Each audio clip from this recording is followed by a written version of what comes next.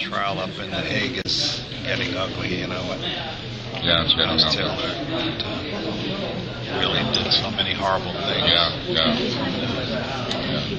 But we have everybody. We're trying to recover slowly. There's a long way to go, and Liberians here are playing a very important role in terms of helping rebound. And having all forcibly sent back. It's going to have a terrible impact, not only on Liberia, but it could threaten regional stability as well. Keep the status alive. We've been working on that forever. TPS.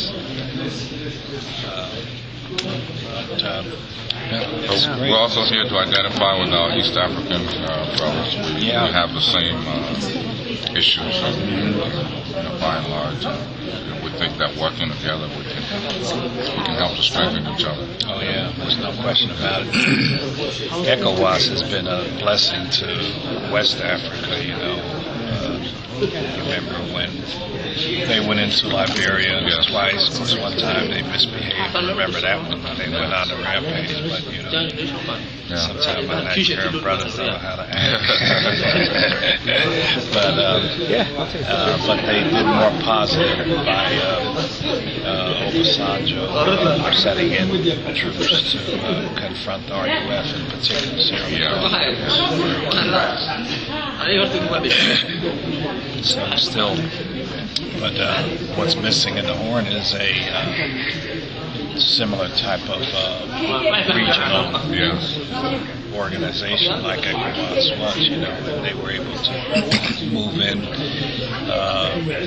you know, and make a difference. But on the Horn, and then when Kenya went up in flames, that was just really very, very troubling because they were the stable country, you know.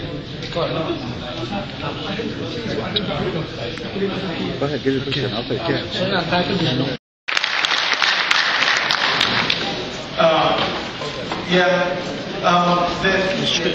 Then if we walk the halls and we tell folks that we need a good solution, let me tell you, people will listen. I think that the number one problem in Congress, and I just got there, so please correct me if I'm wrong, Congressman Fay. The number one problem in Congress is that not enough people in Congress know enough about East Africa.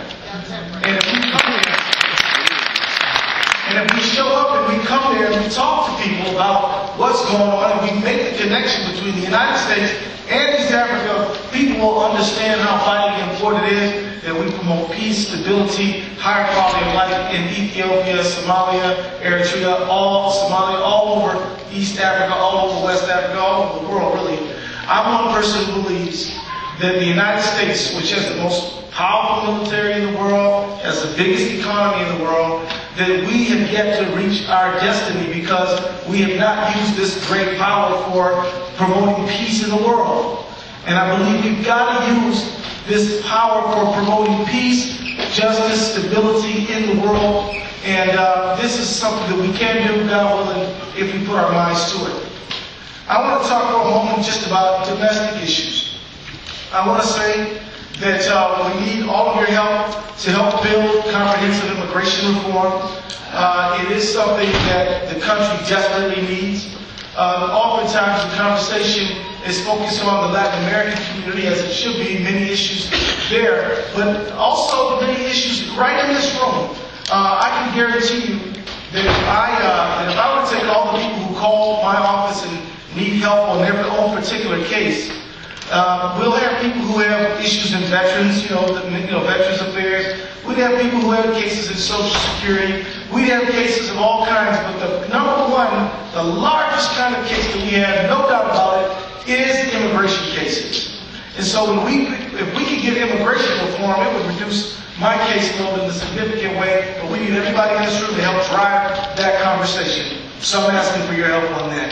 Can we count on you? I also want to mention, in terms of civil rights here in America, there's a lot of things that can be said. I only have limited time, so I'll say just a few things. One is that I believe we must close Guantanamo Bay.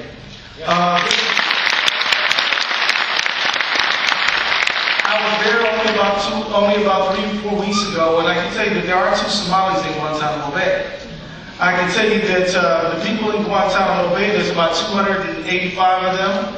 About 50 of them are going to be put through this military commissions tribunal, where secret evidence, coerced evidence, and hearsay evidence are permissible. I will tell you that many of the military lawyers who are defending these folks are going to be working hard, but the cards are stacked against them. I can tell you that Guantanamo Bay is a stain on our great country, and if we're going to restore the image of America, we've got to close Guantanamo Bay. Let me also mention to you that about 60 people in Guantanamo Bay, or more, maybe 80, will be sent back to their country of origin. But I just want to let you know that it all depends on your country of origin and what kind of relationship they have with the United States. For example, a lot of people from Saudi Arabia are being shipped back. But people from Sudan, like Sami al-Hajj, are not. And so it really is a matter of where you're from. There's some Chinese Muslims called leaders who the United States admits there's no conflict with these guys. They don't think they're a threat to the United States, but they don't go back because China doesn't want them back. So so they are basically just sitting there rotting with nowhere to go. This is an injustice. That's why I am an original co-sponsor and actively pushing and need your help to push a bill called the Restoring the Constitution Act and the Habeas Corpus Act of 2007. Both of these bills, they get rid of the Military Commissions Act and they'll give the right to habeas corpus to people who are detained to be able to fight for their freedom. I would need your help to support me on that one. Finally, I want to say that I have been raising the issue about a fellow by the name of Sami al-Hajj. Sami al-Hajj is a journalist. He was a cameraman when he was caught up, when he was in the area between Afghanistan and Pakistan taking pictures. He is a Sudanese national. They really don't have any evidence against him at all. They admit he wasn't shooting at anybody or doing anything like that. And I'm very concerned that when somebody's carrying a camera, trying to tell you and me what's really going on, they're the ones getting put in detention. That means that really it's not them who are the target, but us, because they don't want us to know what's happening. So I want you all to continue to join me in asking questions about Sami al-Hajj, because he's there, in my opinion, because he's a journalist, and he's telling us what really was going on. So I hope you join me in that effort as well. And finally, I just want to put a word in that it's not just people from East Africa who have found themselves caught up in some very difficult and even unfair situations in our court system, but many people who share the Muslim faith across our country. I want to just let you know that I think that fighting for the rights of everyone, including the Muslim community, is the business of not just the Muslim community, but also the Christian community, the Jewish community, all communities, because if rights can't be for one, they can't be for any. When there's Martin Luther King, who was a great Christian preacher who I admire so much, said, "A threat to justice anywhere is a threat to justice everywhere." I should keep us on time, and I'm moving quickly. And I just want to say that we've been joined by some people here who I just want to, bring special attention to, because they have so much information and they're tremendous leaders in our community. And one of them, would you please stand, is Judge LaJune Lang of the International Institute.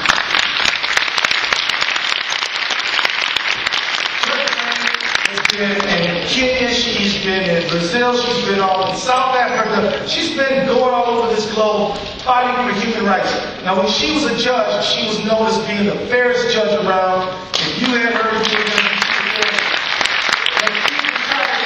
she's retired from the judge business, you should still call her judge out of respect though.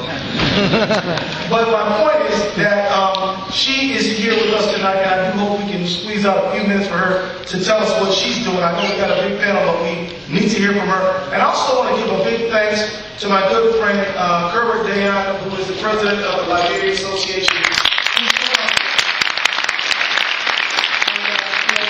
As you know, Liberia has had some of its own battles challenge to face 85% unemployment. They did elect the first democratically elected woman on the African continent. That's worth an applause. But Liberian Americans know the struggles of the East African community because they have many distinct challenges. But we are optimistic. We are feeling good about our prospects for change, and we believe good things are going to happen. And so, Kermit, good luck. You know that we're standing with you. So thank you for coming. And then finally, I just want to say hi to my great friend, Lane Ayers, who's been a prosecutor and defense attorney, but is a committed advocate of civil rights. And is also he's working on, I want you to know, because he's working on a project called Books All Across Africa. He's trying to put so all of us need to stay together to help Lane get books to Africa because it's a very noble goal. Thank you very much. I think I'm done.